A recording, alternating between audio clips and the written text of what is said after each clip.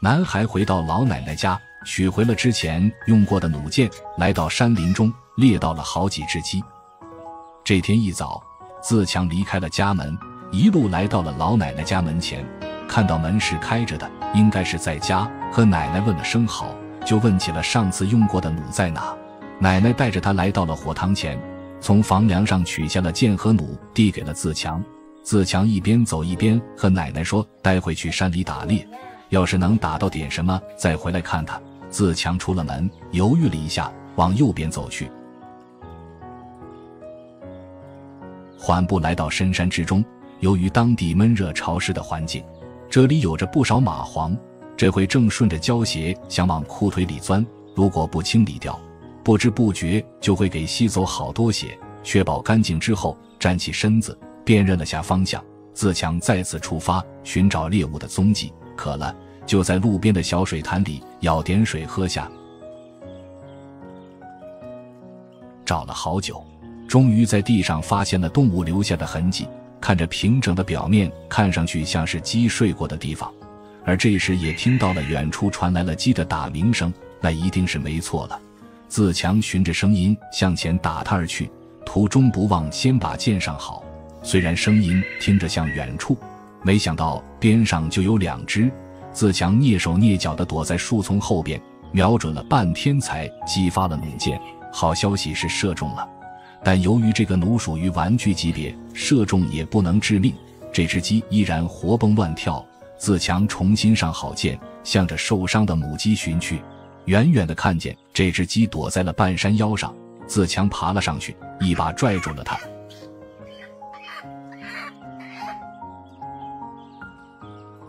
来到平地上查看了下鸡的伤势，好在不是很严重，可以活着带回村子。自强在附近找了根藤条，把鸡脚捆在了一起，放到背篓里装好。这里还有其他许多鸡等着他来抓，看这些鸡不像是野鸡，可能是村民的家鸡跑出来，在野外繁衍了后代吧。自强瞅准了时机，一发箭射出，这回倒是颇为成功。这只鸡疼的只剩在原地蹦跶了，和第一只绑到了一块，丢到了背篓中。刚才听声音，远处应该还有一只公鸡，果然看到了只鸡消失在竹丛拐角处。自强探头探脑地靠了过去，先上好了弦，一箭射了出去，跑过去查看。这只鸡和他玩起了捉迷藏，绕着这丛竹子跑到了另一边，一看是躲进了岩缝之中。自强费力地将它拽了出来，还真是一只大公鸡。复盘了一下刚才射击的角度，自强同样将它绑牢，放到了背篓中，捡回地上的弩。他来到空地上，再次观察了下四周，应该是没有了，那么也是时候该回去了。刚回到村子上，一位正在给自己房子搞装修的村民看到自强手里拿着弩，就问他抓到了什么，卖不卖。凑上前一看，一眼就挑中了这只大公鸡。这几天干活比较累，正好买一只鸡补补，带着剩下的2只，自强回到了老奶奶家。他兴奋地和奶奶说起今天的打猎过程，指着伤口给他看自己射到的位置，拿出剑和弩一并递给了奶奶。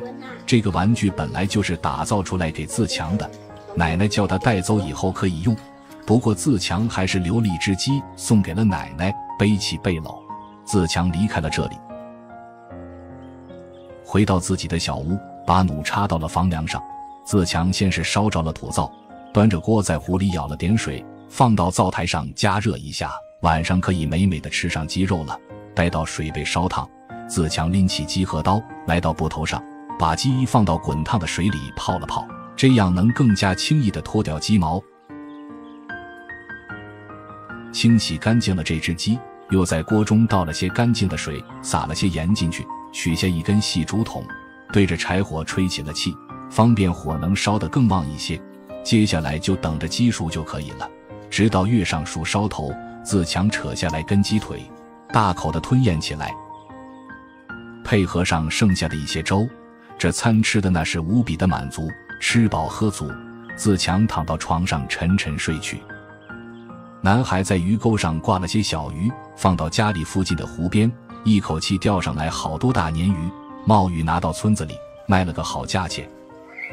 今天一早天气阴沉沉的，自强准备了一些鱼钩鱼线，绑在了竹片上，这些线和钩之前就挂在瓶子上用过，这回换了个方式重新利用了起来。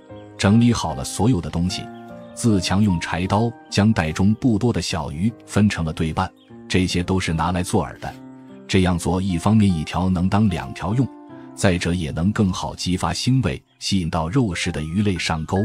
而湖里最多的杂食鱼类想必就是鲶鱼了，这种鱼呢是什么都吃，可谓是目标明确，裁好的小鱼段挂到钩子上，整齐地挂到了背篓边沿，这样就不会缠到一起了。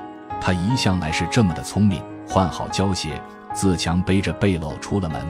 他沿着湖边来到了离家稍远一些的水域，解开绕在竹片上的绳子，把饵抛入了水中，再用柴刀把竹片拍入了泥土中。这样一来，一般的鱼是挣脱不开这条线了。设置好了第一处，自强带着背篓来到了下一个地点。这里水里长着一些小树，一看就是个上鱼的好地方。同样的方法放置好后，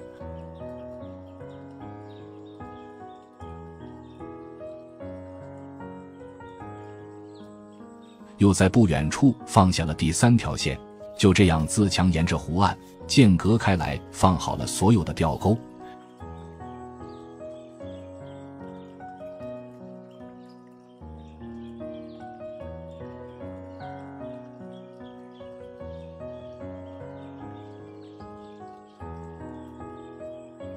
接下来等着鱼上钩就行了。无事可做的他返回了自己的小屋。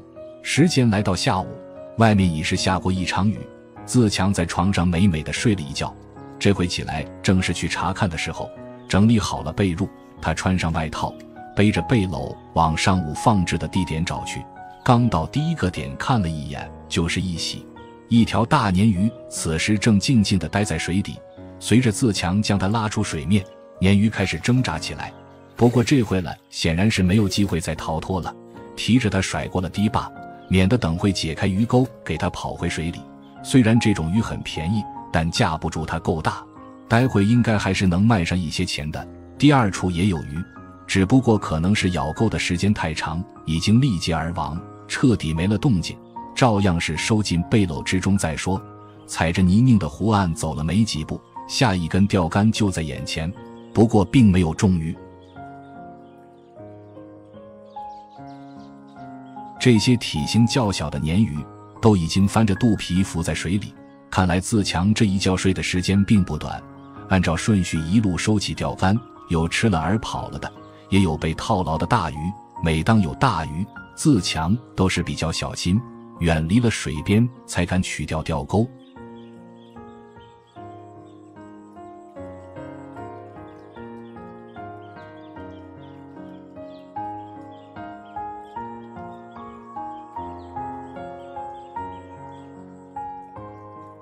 收好了所有的鱼，自强提着沉重的袋子进到了水中，洗去鱼身上沾染的泥土，放到背篓中。这时天空又下起了雨，只好先返回住处。等了有一会时间，眼见着雨势不见小，而这些鱼明显放不了太久，得赶紧去卖掉。于是他换了件外套，并把死了的2条小鱼留下来自己吃，冒雨就出了门。走了一会，自强还是想了个办法，把摆摊用的塑料布盖在头上，如同一件小雨衣一般，简单却很实用。还没到摆摊的地方，在屋檐下的大哥就叫住了他，提出鱼来看了看，直接买走了1条。对门的村民也凑了过来，顺势买了1条。刚准备起身，结果又来了一位顾客，正好可以把今天的收获全部卖完。虽然卖得便宜，不过这样也好，省去了等待的时间。自强盖回塑料布，向着回家的路走去。男孩在老奶奶家的地里挖了一些木薯，拿来卖给了附近村民，自己也煮了一些吃。这天上午，自强背着背篓就出了门。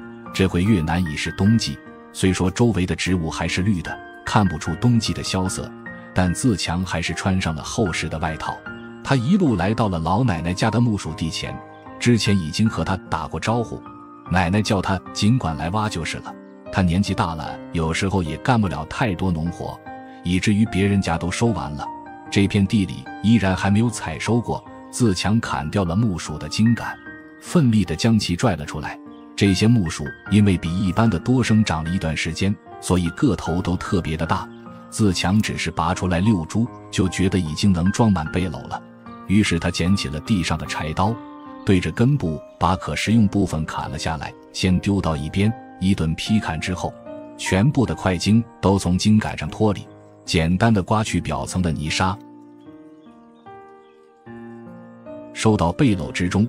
先把比较长的插进去，再填进去一些短的。合理的安排之下，刚刚好塞满了一背篓。收拾好自己的东西，自强试着站起来，但今天的货实在是太重了，刚弯起点身子，背篓就摔倒在地。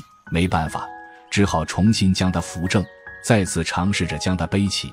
这本不该这么小的孩子来背的货物，自强硬是没有站起来，最终在使出了吃奶的力气后，靠拽着地上的番薯藤借力，才艰难地站了起来。不过还好，站起来后虽然还是有些重，但只要保持好身体的重心，行走还是不成问题的。就这么一路背到了村子里，自强选了个位置放下了背篓。不做他想，还是趁着现在街上还有不少人，赶紧摆好摊位先。一颗颗木薯被他整齐地码放在塑料布上，虽说有满满一背篓，但放在地上却也感觉没多少，而且当地家家户户多少会种上一些，价格不用想也不是很高，也只能靠这些木薯收得晚，和别人打了一个时间差。也许早收的已经吃完了，这回遇见说不定能卖掉。果然，一看就是家庭主妇级别的2位大姐停下了摩托，在自强的摊位面前挑选了起来，估计也是买回家当做主食来吃的。见着小摊前围了几个人，路过的小哥也凑上来买走了一些。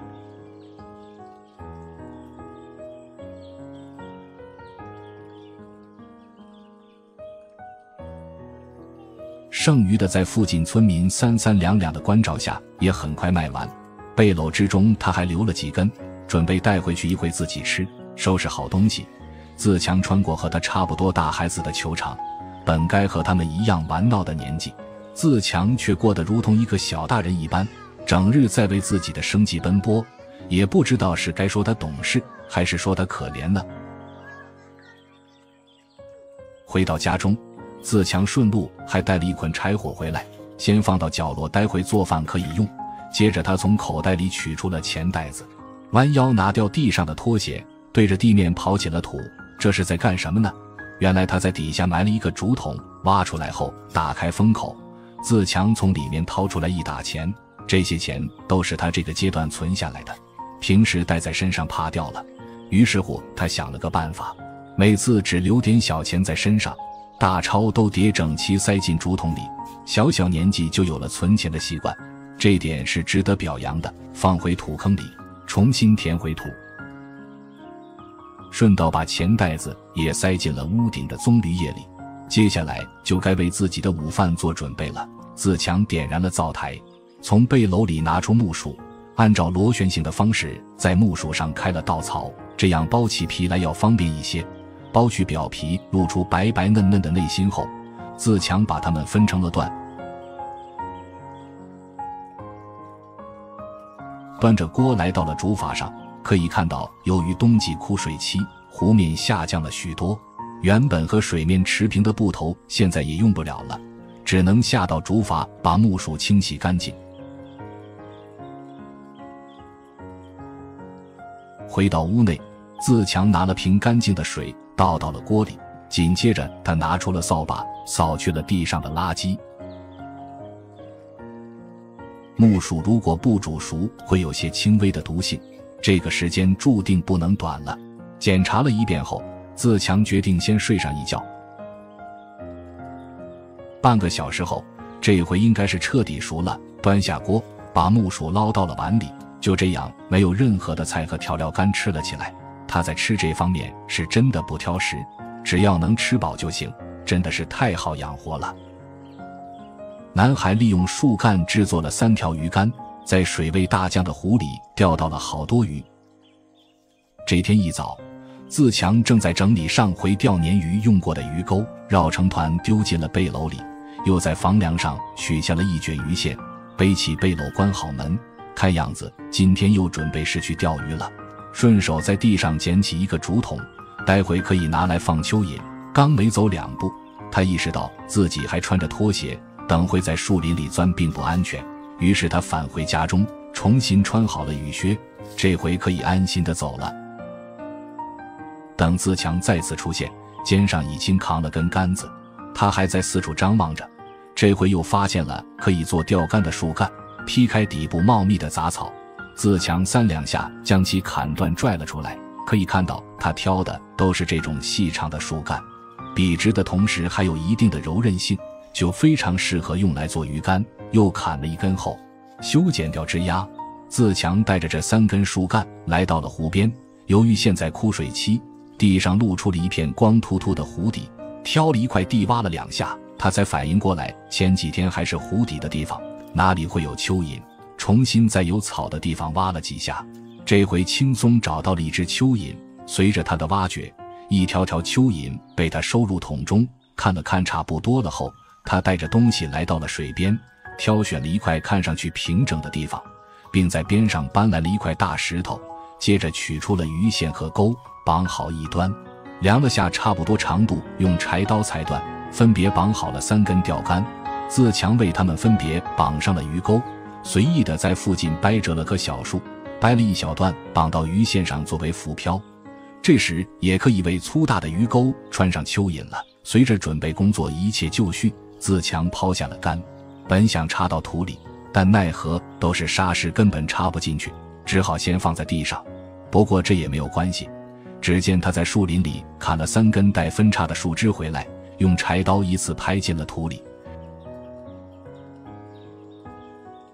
这样就可以把鱼竿架在上面，实现自由垂钓了。刚整理好鱼竿，就有鱼咬饵了，拉上一看饵被吃了，但没有上钩，重新为其上好饵，抛入水中。自强坐在一早搬来的大石块上，耐心等待起来。只要浮漂一有动静，全神贯注盯着水面的自强就会迅速拉起鱼竿，于是钓上来了。可这么大的鱼钩钓上来这么小的鱼，这鱼也是够勇的。刚准备解开网兜把这条小鱼放进去，另一杆的浮漂也动了，这回再去拉明显不一样了，底下挂着一条好大的鱼。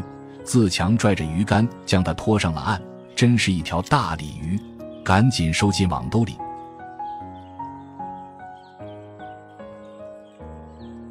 再次下好这2杆，没想到第3杆的漂又动了，这钓鱼给他钓出来白捡的感觉，看上去忙得不得了。这边刚拉上来，马上又得去拉下一竿，实在是太爽了。看样子这湖里的鱼都是饿死鬼投胎，附近的渔民瞧了都得羡慕。这不，刚放下第2杆，第1杆又有上钩了，这鱼简直不要钱一样来，收入兜中。就这一会功夫，已经上了4条大鱼了。自强也是乐开了花，更加专心地盯着水面。又是上了1条之后，这回算是消停了下来，直到自强都坐在石头上打起了瞌睡。等了有一会时间，在又上了1条罗非之后，自强收好鱼，眼见着已经满满一袋子，他拿到水里洗了洗，放到了背篓中，割断了鱼线可以回收再利用，杆子就算了，带起来太麻烦，下回要用再去砍就是了。整理好所有东西，趁着鱼还新鲜，他得赶紧拿到街上去卖掉。来到熟悉的地点，卸下背篓，整齐地摆好所有的鱼，马上就来了第1位顾客，挑选了一番，买走了1只大罗非。后续村民陆续赶来，很快卖的只剩2只。最后隔壁大妈出了手，帮助自强清空了场。今天又是收获满满的一天。男孩在山上挖了一些笋，卖给了附近村民，留了一些做了一锅油焖笋，好久没吃也是格外的香。这天一早，自强已是吃过了早饭，这回正在整理自己的东西，准备好后，他背着背篓出了门，来到了雾气飘渺的山里。沿着山坡一路往上，他进到了一片竹林之中，对着地面细细地搜索起来，这是在找藏在地下的新鲜竹笋。越南的气候1年4季都能有竹笋，这时候正是其中比较冷的时候，有新长出的，这回正躲在地下不肯冒头，想要找到那就得靠经验了。自强浅浅地挖了坑，并没有什么发现，只好往远处继续找去，一点点翻开落叶，马上有了发现。一颗刚露出点头的竹笋就在眼前，挥舞起柴刀对着地面一阵猛刨，挖到一定深度后，意外地发现还是颗双胞胎，运气不错，加大力度挖开周围的绝大多数泥土。自强对着根部铲了几下，顺利将其掰了出来。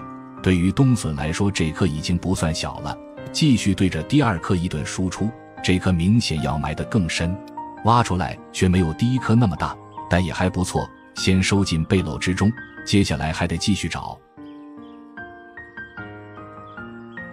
来到一片明显被人挖过的地方，自强觉得这里肯定还有漏网之鱼，或者离上个人挖有一段时间了，说不定又长出来一些。果不其然，换了个位置后，还真让他找到了一株小竹笋。找笋这种活，一来考验人的眼力，二来也非常需要有耐心，毕竟现在从地面上是看不出哪里有笋的。不过自强总能在犄角旮旯里找到想要的目标。这时本就潮湿的竹林里下起了雨，他并没有急着回家，独自在这空无一人的竹林中持续挖了起来。不管是衣服被雨水打湿，还是裤子上沾满了泥水，都不能阻挡他挖笋的脚步。